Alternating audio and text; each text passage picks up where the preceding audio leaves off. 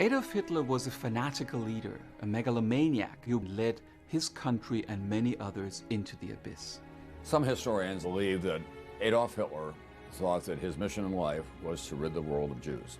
That even if he didn't build the Third Reich for 1,000 years, he would be celebrating for eliminating the Jewish population from the world.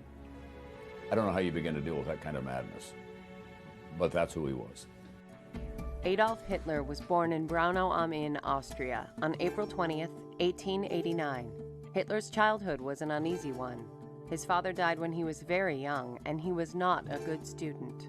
In his teen years, in his pre-war Viennese life, you start seeing the attractions to the anti-Semitic and rabid anti-Bolshevik attitudes. So his name was not Adolf Hitler, it was Schnickelberger, and he was a corporal in World War I. But suddenly he was the man who was giving voice to a long history of German pride. The consequences of World War I for Germany were extraordinary. I mean, the victors, the Western Alliance, placed such penalties on them that they could barely survive. And so they were open to the idea of someone like Hitler who could give voice to their most base fears, and he very cannily knew just how to do that. Hitler, very quickly after the World War I, began to engage in political activity, joining and helping start the German Workers' Party in 1919. This party later became the Nazi Party. In 1923, Adolf Hitler conspired with other right-wing politicians to overthrow the Republic. In response to this, Hitler was sentenced to prison, where he wrote Mein Kampf, expressing his radical, rabid beliefs. He was irrationally anti-Semitic, and he was able to use anti-Semitism as a tool for his rise to power.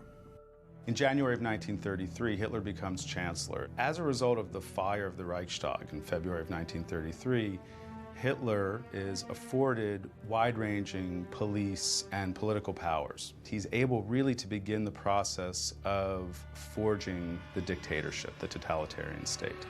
People who thought about international policies were very concerned about what Adolf Hitler was up to. Because you would see those great rallies in the streets of Berlin with hundreds of thousands of people marching in uniform and goose-stepping their way down the Platz and raising their arms in salute to Adolf Hitler.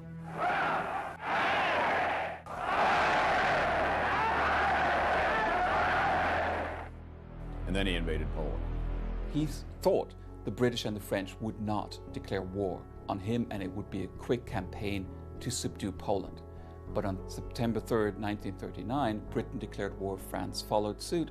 In June 1941, Hitler invaded the Soviet Union, starting the largest land war in history. In December 1941, Hitler also declared war on the United States. World War II was fought on 6 of the 7 continents. 50 million people perished. The United States, Great Britain, and the Western Allies were aligned with Russia to try to crush Nazi Germany, Italy, and Japan. Hitler felt adamant that it was his duty to mankind to rid the world of all Jews, and he ordered all possible resources and manpower to fulfill this horrendous task in the so-called concentration camps, the death camps. The Allied invasion of Normandy on June 6, 1944, marked the turning point of the war.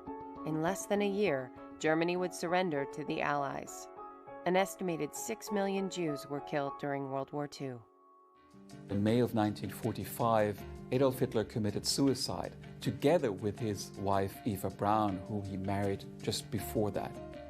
I think of all the tyrants in history, you have to put Adolf Hitler right at the top. He almost destroyed civilization as we know it during the 20th century. I don't think that history will ever forgive him, nor should it. We'll be endlessly fascinated by what A, drove him, and B, why the German people decided to follow him, not just off the cliff, but into the darkest hellhole in history.